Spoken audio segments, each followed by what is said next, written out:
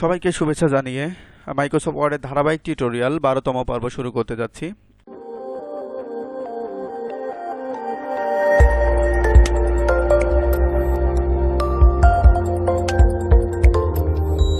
দেখেন আমরা 11তম পর্বে চার্ট নিয়ে বিস্তারিত কথাবার্তা বলছিলাম, সেটা এখানে দেখা যাচ্ছে। আমরা দেখি যে চার্টের পরে আসলে কি অপশনটা আছে। আমরা যদি চার্টটাকে মুছে দিতে চাই, চার্টের উপরে একটা ক্লিক দিয়ে জাস্ট ব্যাক স্পেস প্রেস করলে ওটা অটোমেটিক মুছে যায়। চার্টের পরে আমরা তিনটা অপশন দেখতে পাচ্ছি, হাইপার লিঙ্ক, বুকমার্ক এবং ক্রস রেফারেন্স। লিঙ্ক নামক প্যানের ভিতরে আমরা জানি যে মাইক্রোসফট ওয়ার্ডে ক্রস রেফারেন্স, বুকমার্ক এবং হাইপার লিঙ্ক তিনটার কোনোটাই অতটা গুরুত্বপূর্ণ কোনো কিছু না, বা আমাদের কাজের ক্ষেত্রে এটার প্রয়োজনও হয় না। এজন্য আমরা এই তিনটা জিনিসকে স্কিপ করছি। আমরা পরবর্তী অপশন আছে হেডার অ্যান্ড ফুটার। আমরা এই তিনটা নিয়ে আলোচনা করতেছি আমাদের আজকের পর্বে। প্রথম কথা হচ্ছে হেডার, তারপরে হচ্ছে ফুটার, তারপর হচ্ছে পেজ নাম্বার। আমাদের বোঝা দরকার হেডার মানে আসলে কি জিনিস। হেডার মানে হচ্ছে সেই জিনিস, একটা পেজের উপরের অংশে যদি আমরা নির্দিষ্ট কোনো কিছু লিখে রাখতে চাই যেটা প্রত্যেকটা পেজে শো করাবে। আমরা নির্দিষ্ট একটা কিছু লিখে রাখতে চাই একটা পেজের উপরে এবং প্রত্যেকটা পেজেই সেই জিনিসটা শো করাবে, সেটা হচ্ছে হেডার অপশনের কাজ। তাহলে ফুটার অপশনের কাজ কি? হেডার মানে পেজের উপরের অংশে লিখে রাখা, আর ফুটার মানে পেজের নিচের অংশে লিখে রাখা। আমরা জাস্ট একবার লিখবো কিন্তু ওই লেখাটা প্রত্যেকটা পেজে থেকে যাবে। কোথায় দেখা যায় সচরাচর? আমরা সাধারণত এটা দেখে থাকি, আমাদের যে বইগুলো দেখি, ওই বইয়ের কত নাম্বার অধ্যায়টা চলতেছে এবং অধ্যায়ের নাম কি আমরা দেখতে পাই যে বইয়ের উপরে অথবা নিচে কিন্তু লেখা থাকে। এটা আমরা একটু কাজ করি। দেখেন হেডার মানে পেজের উপরের অংশে লেখা। বলে রাখি যে হেডার কি এবং ফুটার কি, এটা কিন্তু অধিকাংশ জায়গায় আপনি যদি কম্পিউটার অপারেটরে ভাইবা দিতে যান তাহলে জিজ্ঞাসা করবে যে হেডার এবং ফুটার কি জিনিস। হেডার মানে পেজের উপরের অংশে লিখে রাখা। আমরা একটু কাজ করি। দেখেন জাস্ট হেডারে একটা ক্লিক দিলাম। হেডারে একটা ক্লিক দিলে অনেকগুলো স্টাইল এখানে দেখাচ্ছে। দেখেন যেমন blank style, blank 3 column, alphabet, অনেকগুলো স্টাইল কিন্তু এখানে দেখাচ্ছে। দেখেন অসংখ্য স্টাইল আছে।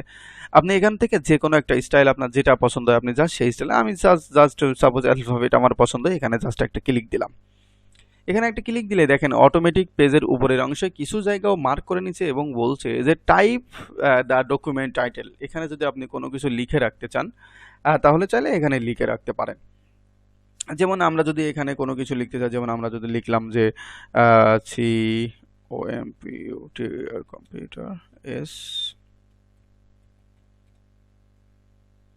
কম্পিউটার স্কুল বিডি আমরা লিখে রাখলাম। এখানে লিখে রাখার পরে আমরা যদি জাস্ট এখান থেকে ক্লোজ হেডার অ্যান্ড ফুটারে একটা ক্লিক দেই তাহলে দেখেন যে কম্পিউটার স্কুল বিডি আমার এই পেজে কিন্তু লেখা থেকে গেছে। শুধু তাই না, এর পরবর্তী পেজেও যদি আমার কোনো কিছু লেখা হয় তাহলে কিন্তু অটোমেটিক দেখবেন যে এই লেখাটা থেকে যাবে। আমার প্রত্যেকটা পেজেই কিন্তু এটা থেকে যাবে। যেমন দেখেন আমরা একটা লেখা লিখলাম, লিখে সেটাকে কিছু কপি করলাম, করে যদি আমরা 2-3টা পেজ বানাই, দেখেন আমরা যদি কয়েকবার এখানে পেস্ট করি তাহলে কয়েকটা পেজ আমরা দেখতে পাচ্ছি এখানে ক্রিয়েট হয়ে গেছে।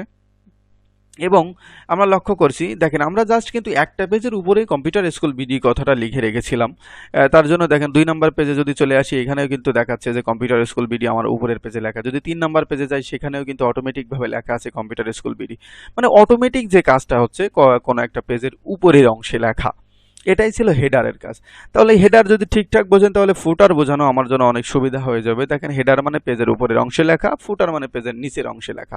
আমরা যদি ফুটারে একটা ক্লিক দিয়ে দেওয়ার পরে এখান থেকে যেটা আপনার পছন্দ হয়, যে স্টাইলটা আপনার পছন্দ হয়, আপনি যদি সেই স্টাইলটা এখান থেকে জাস্ট ক্লিক করবেন, ক্লিক করে লিখে দেবেন, দেখবেন প্রত্যেকটা পেজের শেষে বা প্রত্যেকটা পেজের নিচে অটোমেটিকভাবে সেই কথাটা হেডার যেভাবে আছে এইভাবে ফুটার হিসেবে থেকে যাবে।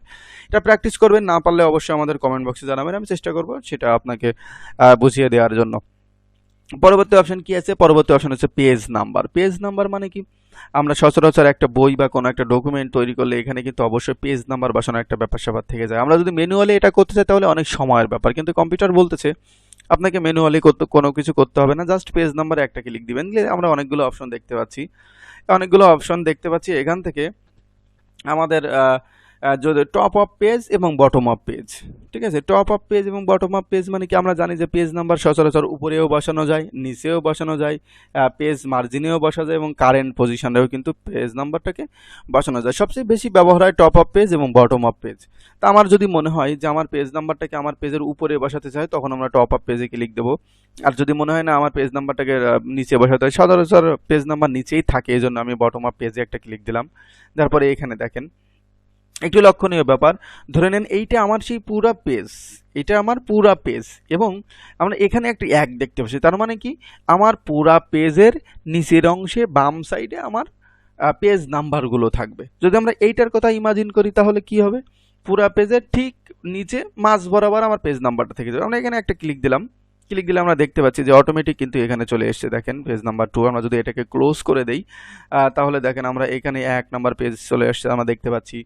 একইভাবে একটু চাকা ঘুরিয়ে নিচের দিকে চলে যায়, দেখেন এখানে 2 নাম্বার পেজ, যদি এখানে 3 নাম্বার পেজ, যদি এখানে 100টা পেজ থাকতো অটোমেটিক কিন্তু 100 নাম্বার পেজ পর্যন্ত এখান থেকে অটোমেটিক চলে যেত।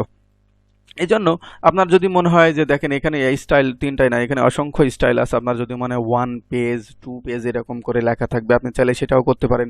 আপনার যদি মনে হয় যে page on of 1, on of 2, on of 3, মানে আপনার ডকুমেন্টে টোটাল যে কয়টা পেজ থাকবে, এখানে যদি 30টা পেজ থাকে তাহলে দেখবে পেজ অন অফ 30, 2 অফ 30, এরকম করে করে দেখাবে। অনেকগুলো স্টাইল আছে, আপনি এক এক করে ক্লিক দিয়ে সবগুলো স্টাইল দেখবেন। এখানে পেজ নাম্বার বসানোর যতগুলো স্টাইল আপনি সচরাচর দেখে থাকেন বইয়ে, সবগুলো স্টাইলই কিন্তু এখানে আছে।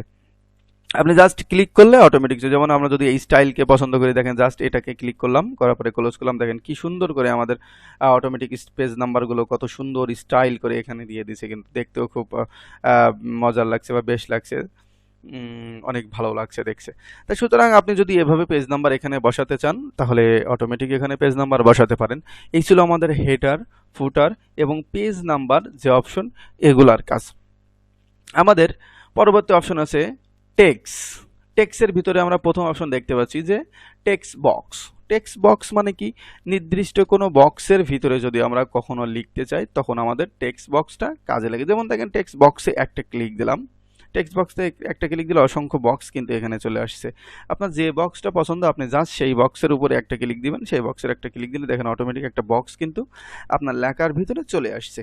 এটা সচরাচর কোথায় দেখা যায়, একটা বইয়ের বা কোনো একটা নির্দিষ্ট অংশে আপনি যদি একটা বাণী বা আপনার মনের মতো একটা কথা আপনি লিখে রাখতে চান তখন কিন্তু টেক্সট বক্সটা কাজে লাগে। যেমন দেখেন আমি যদি এখানে কোনো কিছু লিখেছি,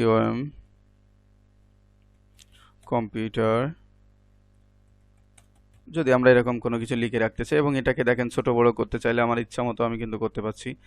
এটাকে যদি আমি সরাই কোনো জায়গায় রাখতে চাই সেটাও কিন্তু সম্ভব। দেখেন আমি যদি এখানে রাখতে চাই কোথাও, তা কিন্তু আমি আমার ইচ্ছা মতো একটা বক্স নিয়ে এসে তার ভিতরে আমি আমার ইচ্ছা মতো লিখে দিতে পারছি এবং আমার যেটা লেখার ইচ্ছা সেটা কিন্তু আমি সুন্দর করে লিখে রাখতে পারবো আমার ডকুমেন্টের ভিতরে। তো এইটা ছিল আমাদের যে টেক্সট বক্স, এবং আমরা দেখতে পাচ্ছি টেক্সট বক্সটা ওপেন করার সাথে সাথে ফরম্যাট নামের একটা মেনু ওপেন হয়ে গেছে। এর ভিতরে যতগুলো অপশন আছে প্রত্যেকটা অপশনের কাজ কিন্তু আমরা জানি। পরবর্তী অপশন কি আছে, কুইক পার্টস। কুইক পার্টসের ভিতরে আমাদের কোনো কাজ নেই, এটা আমাদের না শিখলেও চলবে। পরবর্তী অপশন আছে ওয়ার্ড আর্ট, খুব মজার একটা জিনিস। দেখেন আমার চোখের সামনে যা কিছু আছে সবকিছুই মুছে দিলাম, ডকুমেন্টে কন্ট্রোল এ প্রেস করে ব্যাক স্পেস প্রেস করলে যা কিছু ছিল সবকিছুই মুছে গেছে। দেখেন ওয়ার্ড আর্ট, ওয়ার্ড আর্ট খুব মজার একটা জিনিস। দেখেন ওয়ার্ড আর্টে একটা ক্লিক দিলাম, তারপরে এখানে অসংখ্য স্টাইল দেখাচ্ছে, প্রত্যেকটা স্টাইলই সুন্দর। আমরা সচরাচর দেখি যে টুলেট, ঘর ভাড়া দেওয়া হবে, রুমমেট, আবশ্যক, এই যে কাজগুলো থাকে এগুলো কিন্তু ওয়ার্ড আর্ট থেকে করা হয়। কেন ওয়ার্ড আর্ট থেকে করা হয়? কারণ এখানে লেখাগুলো অনেক মোটা মোটা করা যায়, যেটা অন্য কোনো কিছুতে বা মাইক্রোসফট ওয়ার্ডের আর যে ফন্টগুলো আছে সেগুলো দিয়ে পসিবল না। যেমন দেখেন আমরা এটাকে একটু সিলেক্ট করলাম, যেটা ইচ্ছা আপনি সিলেক্ট করতে পারেন, এখান থেকে সিলেক্ট করলাম, বলছে ইওর টেক্সট হিয়ার। তা আমরা এখানে যদি লিখি যে আমরা জাস্ট কম্পিউটার কথাটাই লিখলাম, আর কোনো কিছু লিখলাম না, ছোট করে। দেখেন এইটা লেখার পরে আমার যদি মনে হয় যে এটা সিলেক্ট করার পর আমি এখান থেকে আমার ফন্টটা চেঞ্জ করবো, আমি কিন্তু চাইলে এখান থেকে যে আমার যে ফন্ট হোম মেনুর আন্ডারে আলোচনা করছিলাম এখানে সব ফন্টগুলো এখানে আছে, আপনি চাইলে এগুলো চেঞ্জ করতে পারেন। আপনার যদি মনে হয় এখান থেকে সাইজটা চেঞ্জ করবেন, জাস্ট সিলেক্ট করে এখান থেকে সাইজ চেঞ্জ করে দিতে পারবেন। আপনার যদি মনে হয় এটাকে বোল্ড করবেন, দেখেন সিলেক্ট করার পর আমরা যদি বোল্ড করতে চাই বোল্ডও করে দিতে পারি। আপনার যদি মনে হয় সিলেক্ট করার পর ইটালিক করবেন সেটাও কিন্তু এখান থেকে চাইলে করতে পারেন। সুতরাং প্রত্যেকটা কাজ আপনি চাইলে এখান থেকে করে নিতে পারেন। আপনার এখান থেকে করা কমপ্লিট যখন হবে জাস্ট ওকেতে একটা প্রেস করলাম, করলে আমরা দেখতে পাচ্ছি। দেখেন এটাকে যদি টেনে একটু বড় করি, এখানে ধরে টান দিলেই বড় হয়ে যাবে। দেখেন আমরা যদি এরকম আর যদি নিচের দিকে বড় করতে চাই তবুও বড় করে, দেখেন দেখতে কিন্তু অনেক সুন্দর লাগছে, অনেক সুন্দর লাগছে। এখন দেখেন আমরা যখনই এই ওয়ার্ড আর্টের কাজটা করলাম তখন ফরম্যাট নামের একটা মেনু ওপেন হলো, এবং এই পর্যন্ত এই ডান দিকের সব জিনিসগুলো আমরা পিকচারের মেনুর অপশন থেকে জানি, কিন্তু এই অপশনটুকুলো আমরা জানি না। এক এক করে এগুলো আমাদের দেখা দরকার। প্রথম অপশন আছে এডিট টেক্সট। তার মানে কি, আমি কম্পিউটার কথাটাকে এখানে লিখছি, আমার যদি মনে হয় যে না এটা না ছাড়া অন্য কোনো কিছু লিখতে চাই, জাস্ট এডিট টেক্সটে একটা ক্লিক দিলাম, দেওয়ার পরে দেখেন আপনি চাইলে এখান থেকে কম্পিউটার বা আদার্স কোনো কিছু লিখে এখান থেকে পরিবর্তন করতে পারবেন, আপনার ইচ্ছা মতো লেখাটি দিতে পারবেন।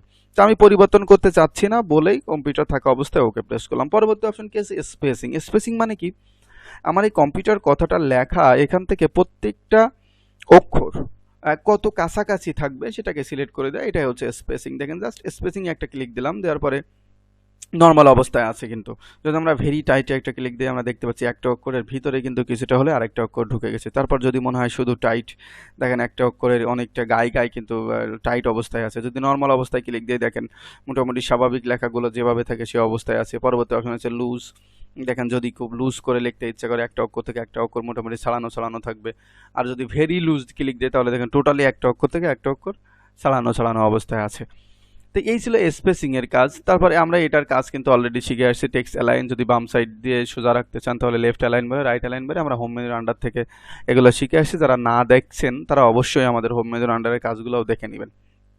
পরবর্তী অপশন আছে ওয়ার্ড আর্ট স্টাইল। দেখেন আমার যদি মনে হয় এই স্টাইলটা পছন্দ হচ্ছে না, কত সুন্দর সুন্দর স্টাইল, দেখেন একটা স্টাইল, এই একটা স্টাইল, এই একটা স্টাইল। আপনার যদি মনে হয় না এখান থেকে স্টাইল পছন্দ হচ্ছে না তাহলে মোর স্টাইলে ক্লিক দিবেন। দেখেন কত সুন্দর সুন্দর স্টাইল আছে, আপনি এখান থেকে যে স্টাইলেই ক্লিক দিবেন অটোমেটিকভাবে সেই স্টাইলে রূপান্তরিত হবে।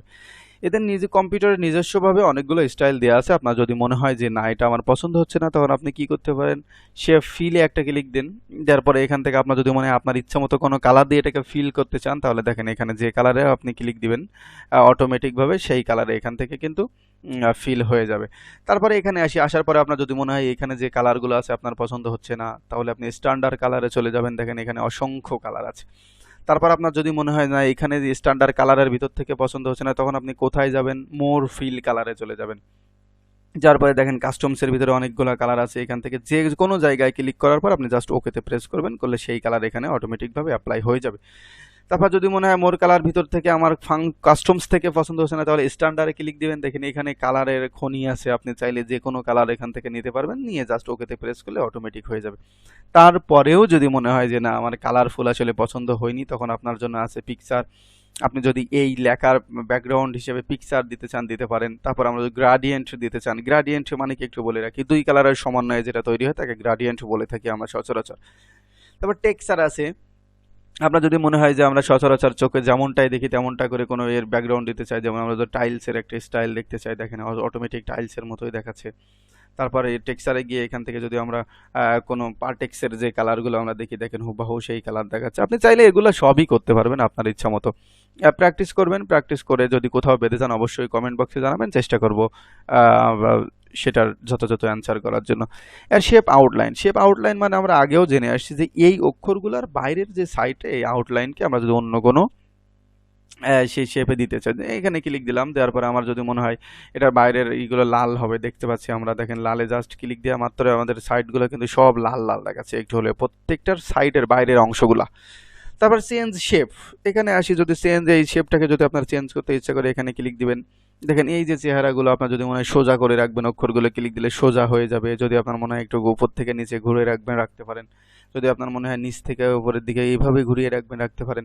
আপনার প্রত্যেকটা এখানে ক্লিক দিলে যে চেহারাগুলো দেখতে পাচ্ছেন সেরকম করে জাস্ট এখানে ক্লিক দিলে অটোমেটিক সেটা রূপান্তরিত হয়ে দেখেন আমরা লেখাগুলো একটু উপর নিচে অটোমেটিক কিন্তু হয়ে গেছে।